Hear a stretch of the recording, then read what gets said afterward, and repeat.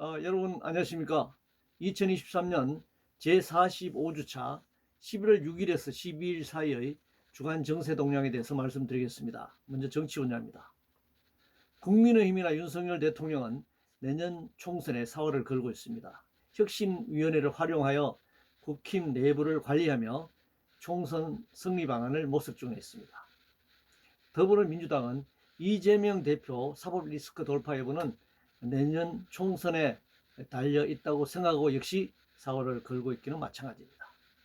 현재의 소선거구제, 비례위성, 꼭두각시 정당을 그대로 두면 양당 독식구조는 지속될 것입니다. 아마 이 비례위성 정당을 막는 선거법 개정이 이루어질지는 의문입니다.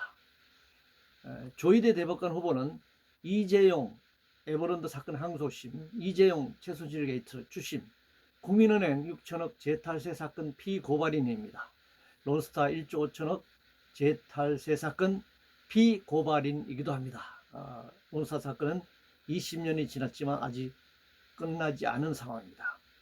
대통령 친위대 역할 중인 무소불위의 검찰과 감사원의 모습을 또 일주일 내내 지켜봐야만 했습니다. 지역개발만 부풀려 예산을 쏟아부을 게 아니라 지방에 정착하는 사람을 중심으로 교육, 의료, 복지, 농업 정책을 수립하는 것이 필요합니다. 국정원은 정치 개입과 국민 통제가 아니라 정부와 시대에 대응하는 정보기관으로 변신해야 합니다. 경제 분야입니다. 1% 저성장 지속되고 있습니다. 기후위기에 대응하고 저성장 국민의 생산과 소비를 조정해 나가야 할 때입니다. 고물가가 지속되고 있고 부채가 증가하고 있습니다. 여야 담합으로 재벌 부자 감세 결과 재정 압박이 심각합니다. 자본은 여기에 추가 감세를 요구하고 있습니다. 자본주의 체제는 자신의 위기 극복을 위해 끊임없는 기술 혁신을 도모합니다. 기업뿐만 아니라 국가 정책으로 기술 혁신을 추구하며 항공 우주 산업에 이르기까지 새로운 산업 정책을 수립합니다. 가계 대출을 통한 높은 예대 마진으로 이윤을 극대화하고 있는 은행들에 대한 국유화 없이는 대통령이 아무리 얘기하더라도 그 대책에는 한계가 있을 것입니다. 공매도가 국제적으로 인정된다는 이유로 정부의 공매도 금지 정책을 비판하고 있습니다. 지금 주식시장은 카지노 자본주의 도박판과 같다고 할 수 있습니다. 그동안 가정용 전기에 비해 산업용 전기료를 값싸게 제공해온 것에 대해서는 말하지 않고 산업용 전기료만 인상했다, 이렇게 자본측은 비판하고 있습니다. OECD 국가 중 자영업자 비율은 높은 수준입니다. 전체 취업자의 19.9%인 554만 7천 명입니다. 10% 수준인 일본에 비해 2배가 높습니다. 자영업자에 대한 대책이 필요합니다. 아마 더 많은 일자리를 만들므로써 자영업자 수를 줄이면 실업자 문제도 해결하면서 자영업자 문제도 해결할 수 있는 방안이 될 것입니다. 공정거래법 위반 행위 고발 지침 개정안에 대해서 재계가 반발하고 있습니다.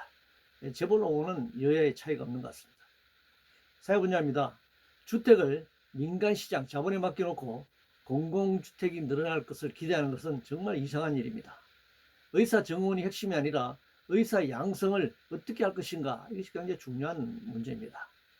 의사 사관학교, 그리고 이 공공적 배치, 사실은 유럽의 상당 부분 이 공공의료가 정착되어 있는 나라들은 의사가 공무원이라고 할 수 있습니다.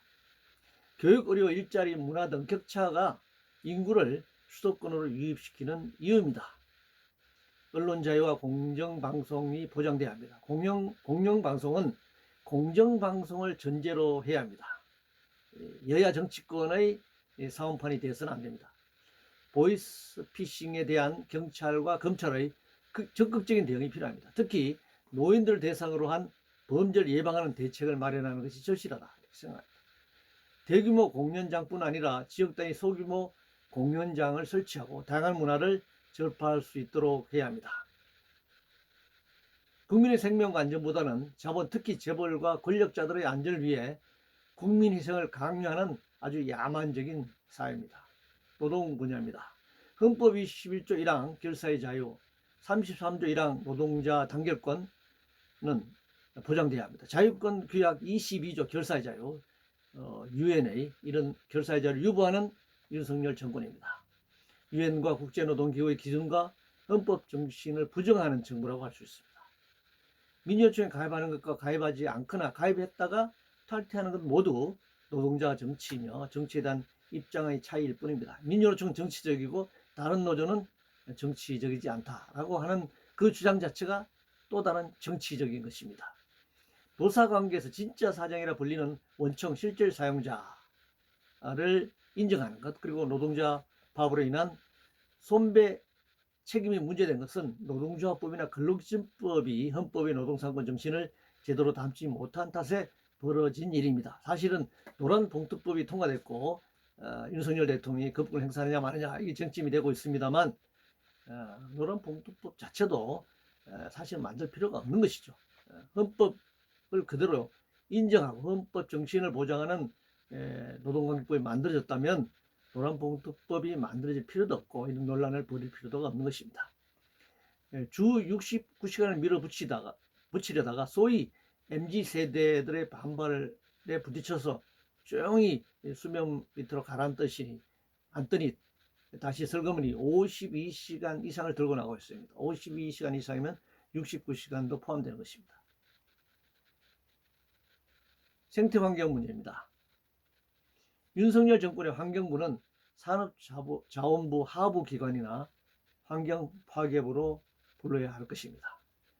원전 확대 정책을 펴기 위해 태양광을 공격하고 있는 모습입니다. 공개적으로 방류하는 오염수보다 더 독한 핵오염수가 바다로 흘러들어가는 상황입니다. 후쿠시마에서 벌어지고 있는 일입니다. 원전 자체를 폐쇄하지 않는 한 지향은 끝나지 않을 것입니다. 국제 분야입니다. 납북자 송환을 위해서라도 남북이 대화와 협상을 통해 공동조사를 실시해야 합니다. 그게 국가의 기본 책무입니다. 러우 전쟁, 28 전쟁 등 다중전쟁 시대일수록 신냉전 체제의 한미동맹에만 얽매이지 말고 인류 보편적 가치관에 입각해 다변화 외교를 펼쳐야 할 것입니다. 그것이 생존 방법이기도 합니다. 이스라엘은 가자지구 점령과 학살을 중단하고 하마스와 즉각 휴전해야 합니다. 동시에 유엔이 결정한 대로 팔레스타인을 독립국가로 인정해야 합니다. 하마스만 규탄한 윤석열 정권을 규탄할 수밖에 없습니다.